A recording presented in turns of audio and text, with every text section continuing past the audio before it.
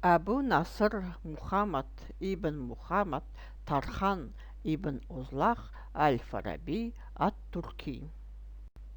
Абу Наср әл-Фараби Аристотельден кейін дүниежүзілік білім мен мәдениеттің екінші ұстазы атанған данышпан, ойшыл, энциклопедист ғалым. Алғашқы білімді Қыпшақ тілінде отырарда алады. Бағдатта араб тілін үйренеді. Самарра мен Харандарда ірі ғалымдармен кездесіп, білімін ұштайды. Түркі, парсы, араб тілдерінде сөйлей жаза да білген. Грек, латын, санскрит тілдерін игерген. Бүгінгі ұрпаққа Абу Наср әл-Фарабидің 50 шақты еңбегі жеткен.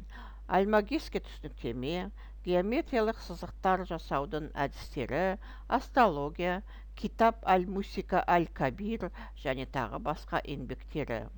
Бұл ғылыми еңбектері ғылымның аса ірі туындылары болып саналады. Абу Наср әл-Фарабидің еңбектері ғылымның барлық саласын қамтиды.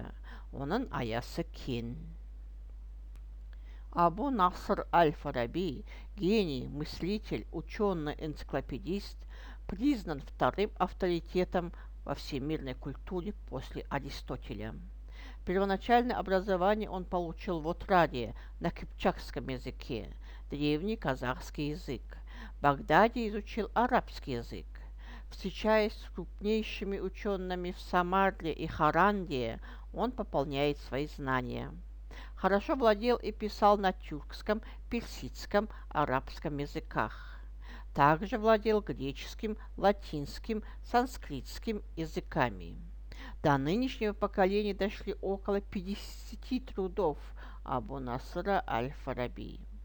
Среди крупнейших сочинений, представляющих научную ценность, астрология, китап аль-Мусика аль-Кабир и другие.